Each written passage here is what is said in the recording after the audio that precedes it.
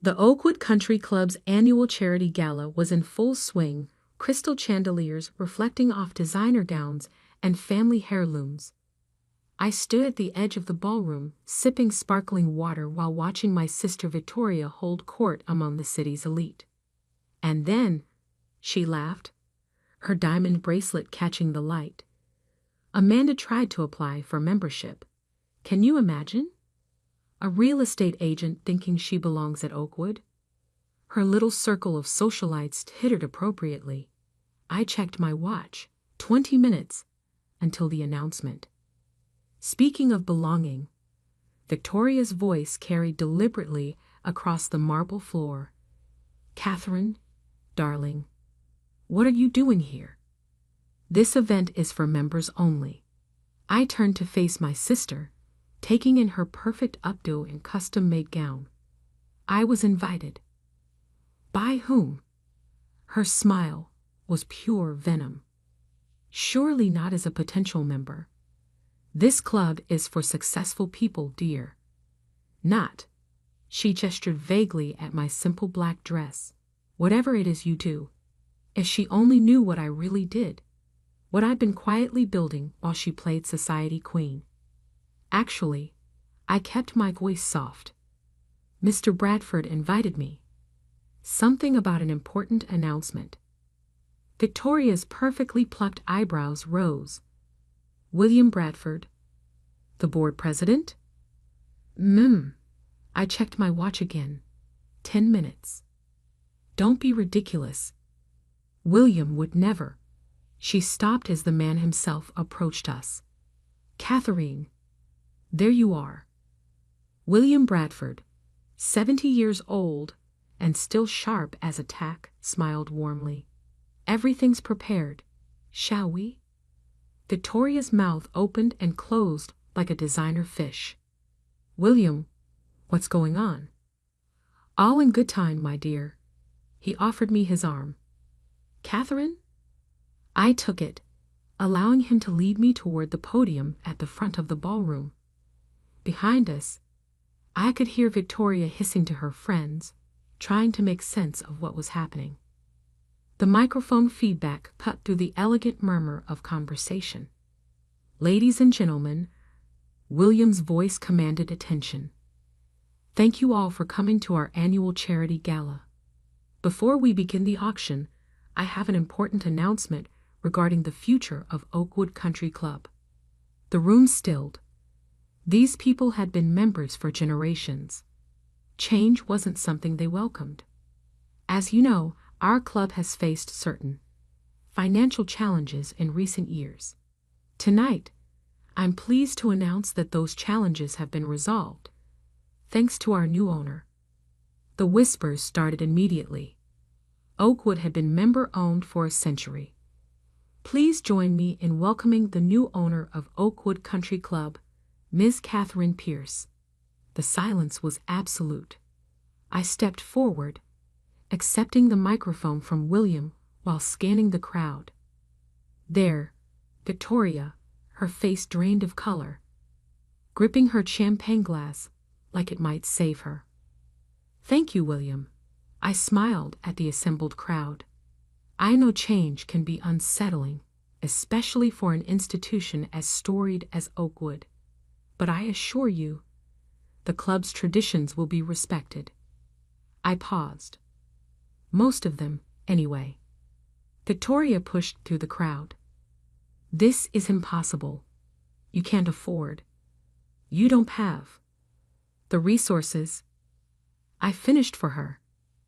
Actually, sister dear, I have quite a lot of resources. While you were busy planning charity galas, I was building an investment empire.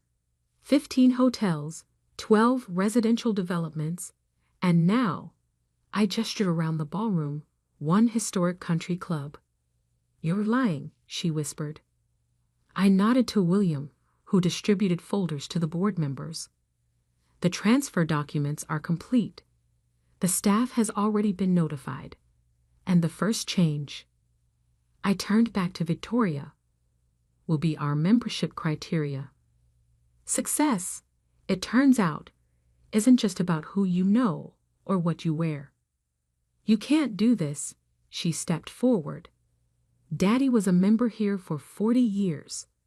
Yes, he was. And now his younger daughter owns it. Funny how life works out, isn't it? The room had erupted into confused murmurs. These people had never seen me as anything but Victoria's quiet sister, the one who missed social events because she was working. They were about to learn what that work had built.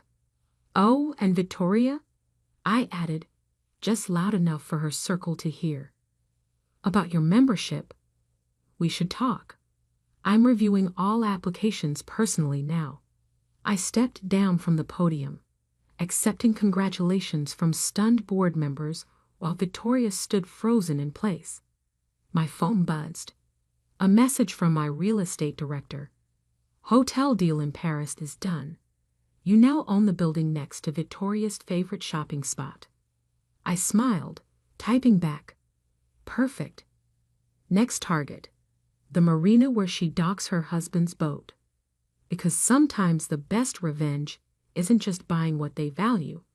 It's showing them that while they were busy judging, you were busy building an empire. And I was just getting started. The morning after the gala, I sat in my new office at Oakwood, reviewing membership files while the city's elite blew up my phone. Victoria had apparently spent the night calling everyone she knew, trying to challenge the sale. Miss Pierce? My new assistant, Margaret, appeared at the door. Your sister is here. Again, and your father just arrived. Send them both in. I closed the membership folder I'd been reviewing, coincidentally Victoria's. They'd burst in like a storm. Victoria in designer casual wear, Dad in his golf clothes, both red-faced and bristling. Catherine Ann Pierce. Dad started, using my full name like I was still 12. What the hell do you think you're doing? Running my business. I gestured to the chairs across from my desk. Please sit. This isn't a business, Victoria spat. This is our club, our legacy. Was your club? I corrected gently. The papers are signed. The money's transferred. Oakwood is mine. Dad leaned forward. Where did you even get that kind of money? Would you like to see my portfolio? I opened my laptop, turning it toward them. 15 luxury hotels, 12 residential developments, 3 marinas. Well, 4 now that I've acquired Blue Harbor. Victoria's face went white. Blue Harbor? But George's boat. We'll need a new berth, yes, unless you'd like to discuss a long-term lease. I smiled. My rates are quite reasonable. For now. This is spite, she hissed. Pure spite. No, Victoria. This is business. I stood up, walking to the window overlooking the golf course. While you were planning parties and judging people's worth by their clothes, I was building something. Something bigger than your little social circle could ever imagine. Daddy. Victoria turned to our father. Do something. But Dad was still staring at my laptop screen, at the numbers that showed exactly how much his quiet younger daughter was worth. Catherine. These properties. How long? 10 years. I turned back to them. 10 years of being the sister who was too busy working to attend your precious social events. 10 years of listening to Victoria mock my choices while I was quietly buying up half the luxury properties in 3 states. Why didn't you tell us? Would you have believed me? I sat back down. Or would you have dismissed it, like you dismissed everything else I did that didn't fit your country club vision of success? Victoria stood up suddenly. I want to speak to William Bradford. The board won't stand for this. The board already voted. Unanimously. I pulled out another folder. They were quite enthusiastic about my plans for modernization and the capital injection I'm providing. Your plans? Dad's voice was weak. New spa facilities, updated golf course, expanded marina. I paused. Oh, and a complete review of the membership criteria. No more automatic legacy admissions. You can't. Victoria practically screamed. My children, their children, will need to qualify on their own merits. I opened her membership folder. Speaking of which, we should discuss your annual review. Dad stood up, putting a hand on Victoria's arm. Catherine, please. Whatever point you're trying to make has already been made. I closed the folder. Now, if you'll excuse me, I have a meeting with the architectural team about the new wellness center.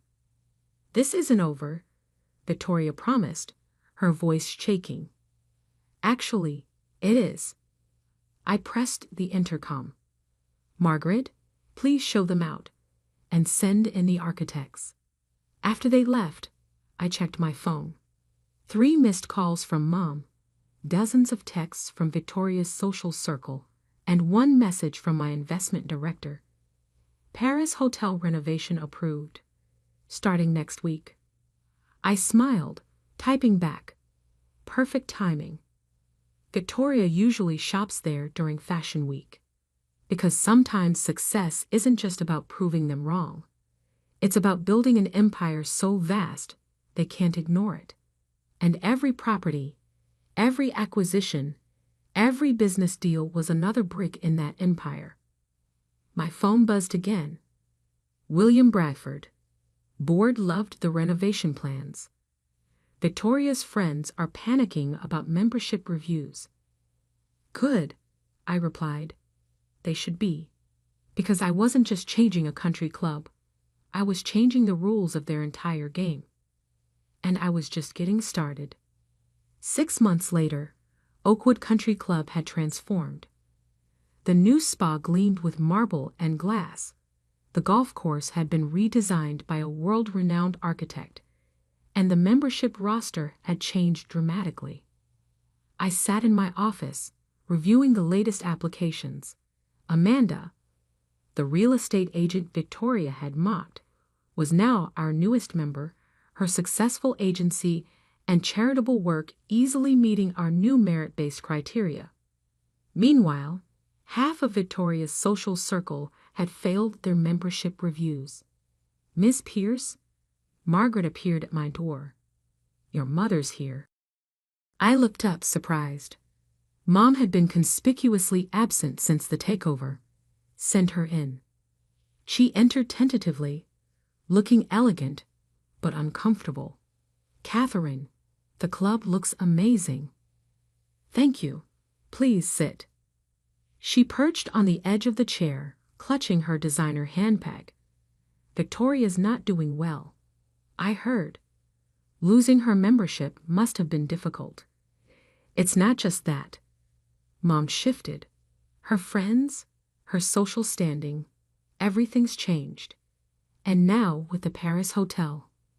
I smiled slightly. My renovation of the hotel next to her favorite shopping district had effectively ended her annual Fashion Week trips. The noise and construction made the whole area unbearable. Business is business, Mom. Is it? She met my eyes. Or is this punishment? I leaned back, considering. Do you remember my college graduation? She frowned at the apparent non sequitur. Of course. Victoria was 2 hours late because she was hosting a club luncheon. Dad left early for a golf game. You spent the whole ceremony on the phone with your interior decorator. Catherine, I graduated summa cum laude with a double major in business and economics. I had 3 job offers from top investment firms. None of you even asked about it. She had the grace to look ashamed. We should have. Yes, you should have. I stood up, walking to the window. But you were all too busy with this place, the parties, the social status, the perfect country club life. So I built my own life, my own success, my own empire. And now, You're using it to hurt your sister. No, I turned back to her. I'm using it to show her, all of you, what real success looks like. It's not about membership cards or social circles. It's about building something meaningful. By destroying what matters to her, by changing the rules. I sat down again. The new Oakwood is thriving. Membership is up. Our charitable giving has tripled. We've started a scholarship program for underprivileged youth.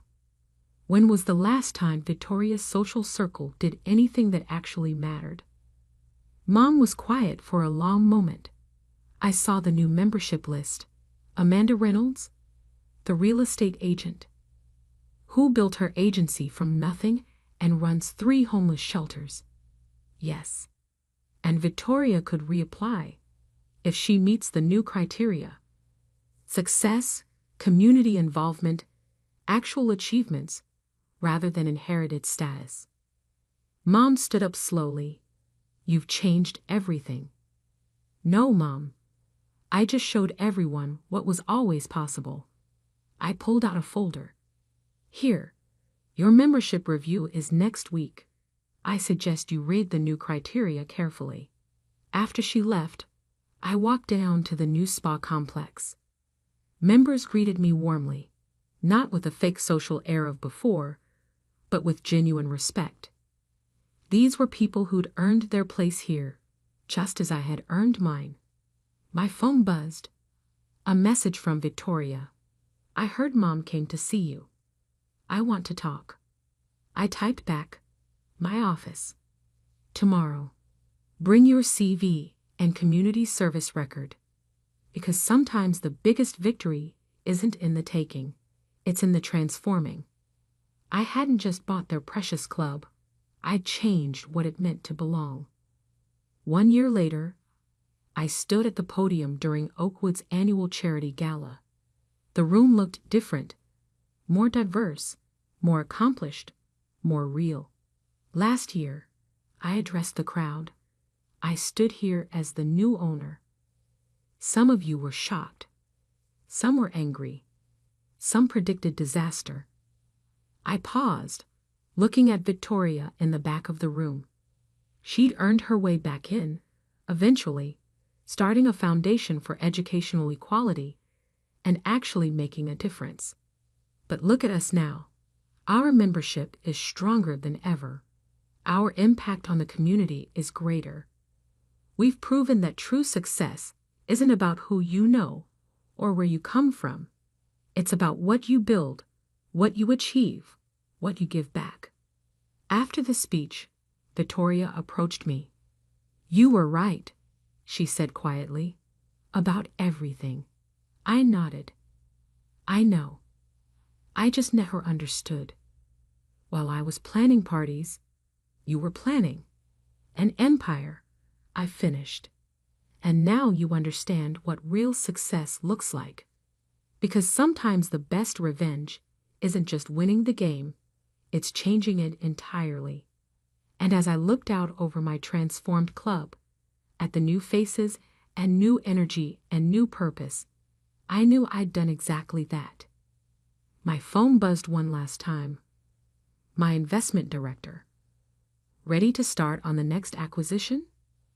I smiled, typing back, always. Because this was never about a country club. It was about showing them all what real power, real success, and real change looked like. And I was still just getting started.